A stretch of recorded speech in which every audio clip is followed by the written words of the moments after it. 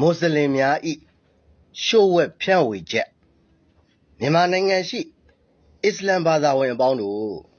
ကျွန်ုပ်တို့သည်မြန်မာနိုင်ငံ၌ရှိနေစဉ်အမျိုးဘာသာသာသနာကိုချစ်မြတ်နိုး၍စောင့်ရှောက်သောအဖြစ်ကျွန်ုပ်တို့အားလုံးစီးပွားရေးလူမှုရေးကအစ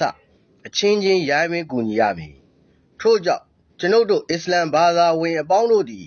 စီးပွားရေးနှင့်လူမှုရေးအတိုက်စစ်ဆင်သောအဖြစ်မိမိတို့ဘက်မှတစစ်ပြန်လဲရောင်းချခြင်းမှာတပါဤမြန်မာနိုင်ငံတွင်နေ့စဉ်ဈေးဝယ်သောအခါ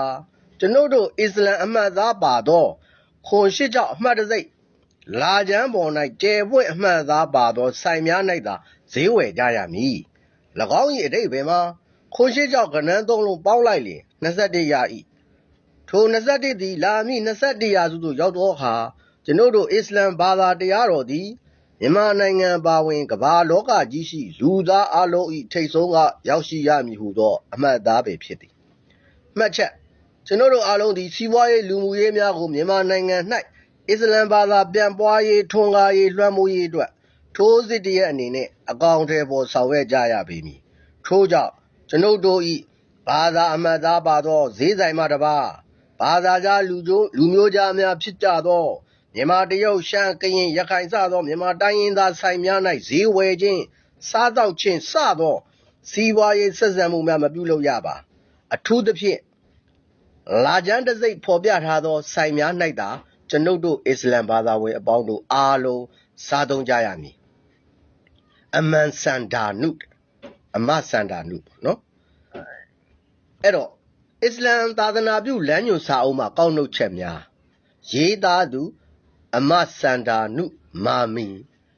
နှာ900မှာ၎င်းနီဒန်နှာ30မှာ၎င်းနှာ280မှာ၎င်းကောက်နှုတ်တင်ပြထားပါသည်မြန်မာပြည်၌အစ္စလမ်သာသနာပြန်ပွားရန်အလားအလာများစွာရှိသည်အစ္စလမ်ဘာသာဝင်များတိုးတက်စီပင်ရန်အလွယ်အကူဆုံးနှင့်အသေးချာဆုံးမှာဗုဒ္ဓဘာသာဝင်မြန်မာအမျိုးသမီးများကိုသိမ်းပိုက်ရန်ဖြစ်သည်အလုံးအကိုင်းအစီမပြေသောမွတ်စလင်ဘာသာဝင်တို့သည်မြန်မာနိုင်ငံသို့သွားမြန်မာအမျိုးသမီးများကိုယူခြင်းဖြင့်အစ္စလမ်ဘာသာကိုပြန်ပွားစေရန်အားထုတ်သင့်ပါသည်မြန်မာမှများတွင်ကိုချင်းတရားဆောင်စည်းမှုမရှိကြပေသိမ်းပိုက်ခြင်းဖြင့်သေချာလွယ်ကူသောအစ္စလမ်သာသနာပြုနည်းကိုကျင့်သုံးရန်ဖြစ်သည်အနာဂတ်အစ္စလမ်ဘာသာပြန်ပွားရေးအတွက်အိုးအလားအစ္စလမ်ဘာသာဝင်သူတော်စင်ပေါင်းတို့ကျွန်ုပ်လူမျိုးအားလုံးတို့ဤမြန်မာနိုင်ငံသည်ယခုအခါအစိတ်ဖြစ်ခဲ့ပြီထို့အတွက်ကြောင့်ကျွန်ုပ်တို့လူမျိုးအားလုံးသည်ညီညွတ်ရမည်တွေးစီကြရမည်တတ်နိုင်သည့်ခြေကုပ်ကိုယူထားကြရမည်ကျွန်ုပ်တို့သည်ဒီနိုင်ငံမှာကြံ့ရင့်နေခဲ့ရမည်ဗုဒ္ဓဘာသာဝင်အမျိုးသမီးများနှင့်မြန်မာတိုင်းရင်းသူများသည်အချိန်မရေငွေပေးလျင်ရသောပြည်တစားကဲ့သို့ဖြစ်နေကြပြီကျွန်ုပ်တို့ဘာသာဝင်အားလုံးတို့သည်ယခုအချိန်၌လှုပ်ရှားဖို့အကောင်းဆုံးသောအချိန်ဖြစ်၍ဗုဒ္ဓဘာသာဝင်မြန်မာအမျိုးသမီးများနှင့်မြန်မာတိုင်းရင်းသားတို့အားတင်တို့၏နှလုံးသွေးဖြင့်၎င်းငွေအားဖြင့်၎င်းစီးပွားရေးအားဖြင့်၎င်းမြူဆွဲသိမ်းသွင်းကြရမည်အဓိကအချက်မှာသူတို့၏ကိုယ်ထဲတွင်ကျွန်ုပ်တို့၏တွေးများကြံ့ရည်နေဖို့ပင်ဖြစ်ပါသည်တင်တို့စ조사သမျှအကျိုးအမြတ်ကဗုဒ္ဓဘာသာဝင်အမျိုးသမီးရင်တွင်သို့တင်တို့၏တွေးသားများဝင်သွားအောင်လုပ်နိုင်သူများအားမူဂျာဟစ်ဗလီမှကျပ်ငွေ900ကိုစုဖြင့်လက်ဖွဲ့ပေးမည်အကယ်၍ဗုဒ္ဓဘာသာဝင်အမျိုးသမီး4ယောက်တို့၏ကိုယ်တွင်သို့တွေးထိုးသွင်းနိုင်ခဲ့လျင်ဗလီမှလစဉ်တလလျင်1000ကျပ်ထောက်ပံ့ပေးမည်ဘွဲရပြီးဗုဒ္ဓဘာသာဝင်အမျိုးသမီးဖြစ်ပါက2000ဘုံမှုသမီးဖြစ်လျင်2000ကျပ်ဘုံမှုသမီးဘွဲရဖြစ်လျင်9000ကျပ်ကိုစုဖြင့်လက်ဖွဲ့ပေးမည်လူကိုလူဖြင့်ရင်းရန်တင်တို့အားလုံးသတိပြုရမည်